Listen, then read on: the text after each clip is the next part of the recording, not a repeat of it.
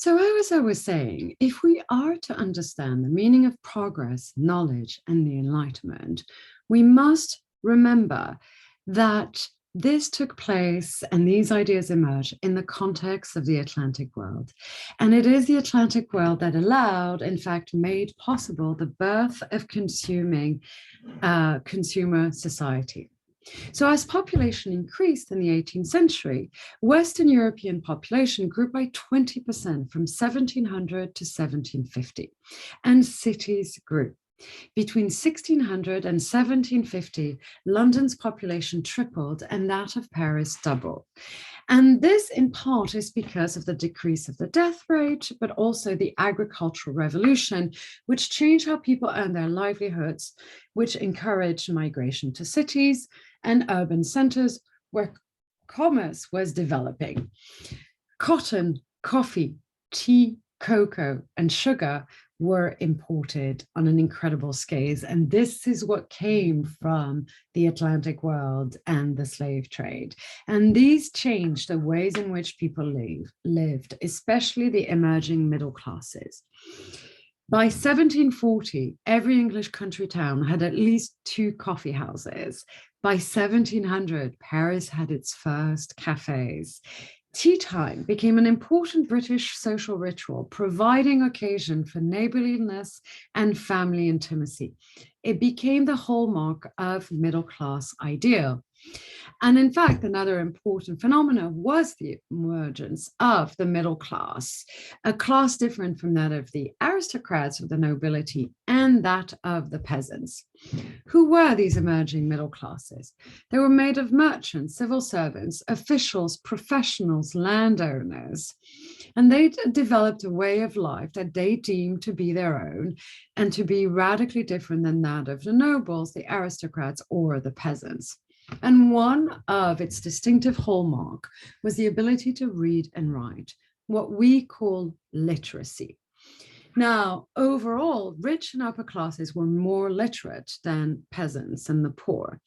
Protestant countries like England or the Netherlands were more literate than Catholic ones like France or Italy. There were more men than women who were literate.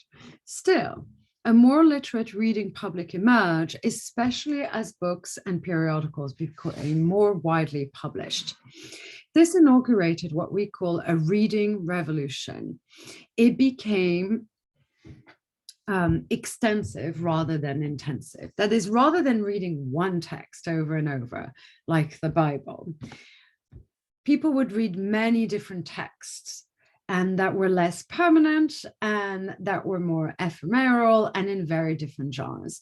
And we know this because lending libraries became extremely popular, especially in the mid-1700s. And a number of magazines and newspapers began being published.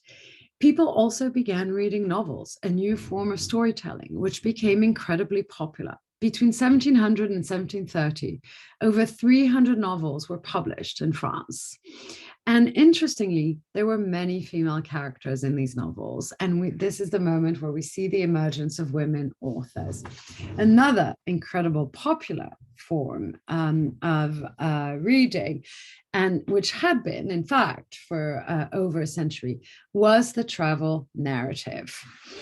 And this is a form of writing where those who had gone far would recount their travels and exploration. This had begun with the expansion and colonization of 1500, notably through the accounts of Christian missionaries of their encounters with indigenous people. And one of the ways in which ideas about difference and race were circulated is through those travel narratives. And if you examine the drawings, which are covers for these books, you can see sort of how they do so. But at the same time, philosophers and these educated middle-class merchants critiqued European society because they believed in the possibility of progress. that civilization was characterized by the gradual and unstoppable improvement of society. And how did this belief in progress emerge? Well, it was made possible by new forms of knowledge, such as natural philosophy or science, in part developed through these travels. If you see here are examples of botany or geography that were being circulated. So this allowed science and exploration for people to value reason and challenge of religious views, and led people to believe that human beings and human nature could be improved. But at the same time, even as there was this incredible faith in progress and the human capacity to become something different and something better, there were paradoxes within European society.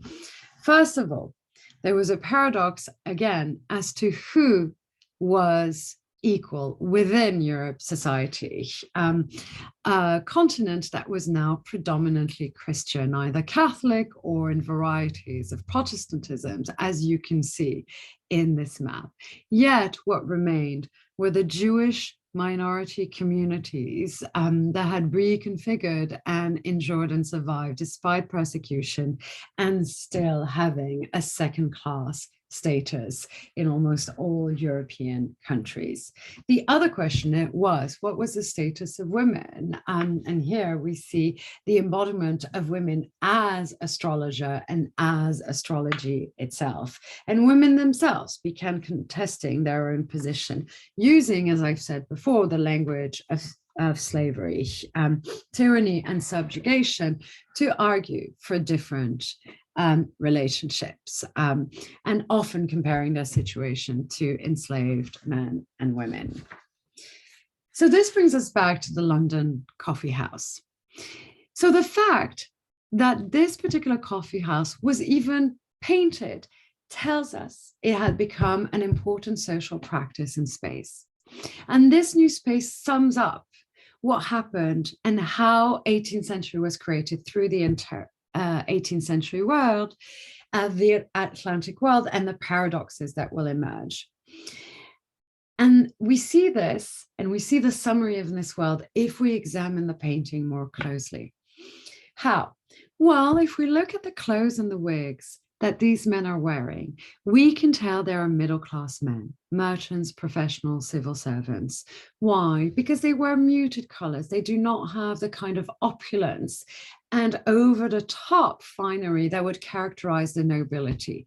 They all look the same. There is a certain sobriety and austerity to a middle-class identity. And they come together in the coffee house to talk, discuss ideas, and read. And how do we know? Because look how many are shown drinking tea or coffee and reading newspapers or pamphlets. And they go there because they do not go to other places to drink alcohol. They might be temperate. They might be Quakers who do not drink and promote sobriety, but also advocate for the end of slavery. They go to a place where they meet like-minded people, and notice that it is a masculine place. There are no women involved in this particular world. And they drink the coffee and the sugar and tea produced 5,000 miles away in the slave colonies.